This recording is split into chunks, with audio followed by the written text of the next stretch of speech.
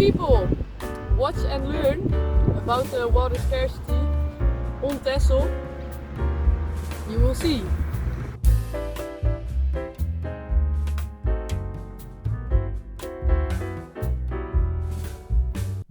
We are Group 22, the sea gooseberries.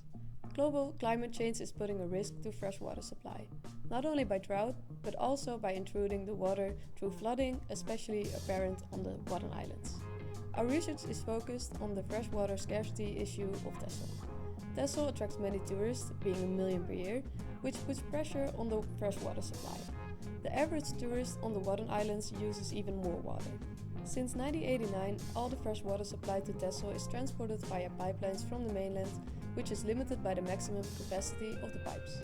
Other sectors, such as agriculture, are working on ways to reduce their water consumption considerably by showing severity of the situation.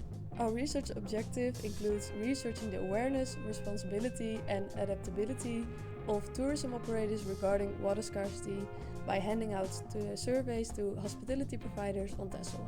Therefore, the general research question of our research is: to what extent have tourism operators taken measures to adapt to water scarcity on Texel now and in the future? Hospitality providers that feel responsible for the freshwater scarcity on Texel are more likely to implement water-saving measures at their accommodation, now and in the coming 5 years. We asked different kind of questions to tourism operators focused on hospitality providers, especially hotels, farmer campings and vacation parks, to get an overview of what measures they already have in their accommodation and what they might consider implementing in the future. We were curious if they have been affected by water scarcity and who should take what measures to reduce this. These questions are focused on the awareness of the hospitality providers. We made a list of possible measures hotels and campings are likely to have. The hospitality providers were asked to check the boxes for the measures they implemented in their accommodations. We put this in the survey to see if hospitality providers take responsibility if they feel partially responsible for the water scarcity problem on Texel. Next to the surveys, we got to talk with the hospitality providers to get a better insight of how they feel about water scarcity. We made notes of this and took this into consideration for the discussion. The map of Texel shows the places that filled in the survey. We visited around 50 places, but did not show these on the map to keep it clear. Looking at the first 4 questions, we made a 5-point Likert scale ranging from agree to disagree. On average, hospitality providers partially agree to questions 1 to 4. However, opinions do vary a lot. Thus, on average, they are of opinion that the tourism sector contributes greatly to water scarcity. They can partially mitigate it and are willing to.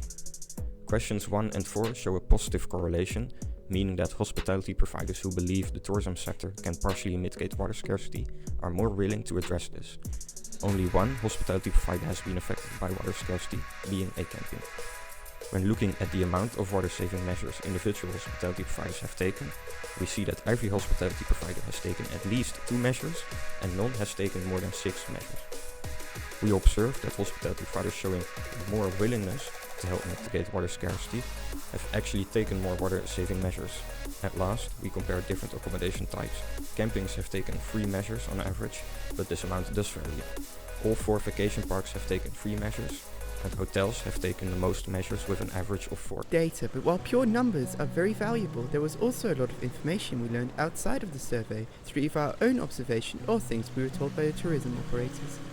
In general, we were told that tourists feel less as responsible for their waste while on vacation, and this would also apply to water usage.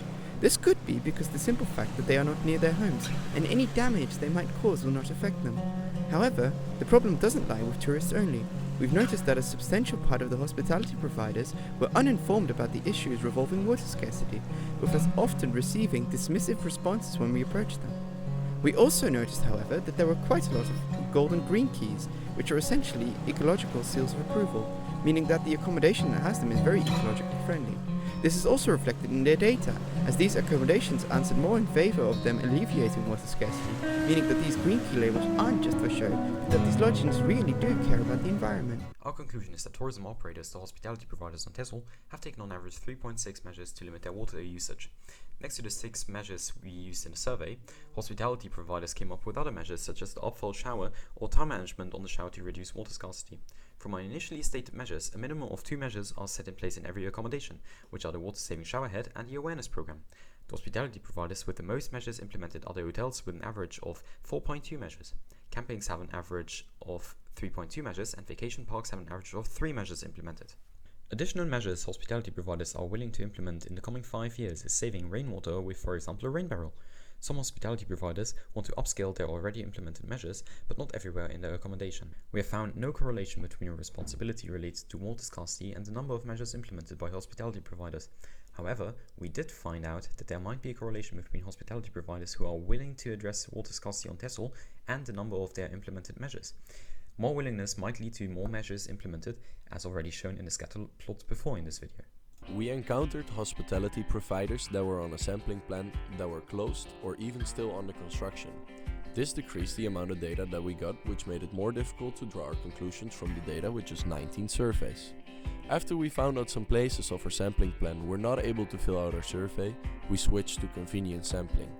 This sampling method might have caused a decrease in the reliability. In our dataset, there's quite some variation with outliers. This could be due to the variety of opinions or because of the misinterpretation of the question. Also, not all surveys were filled out by a manager or owner, but sometimes by the receptionist, because this was the only person available for a survey. This might have influenced our results since the receptionist could have a different opinion.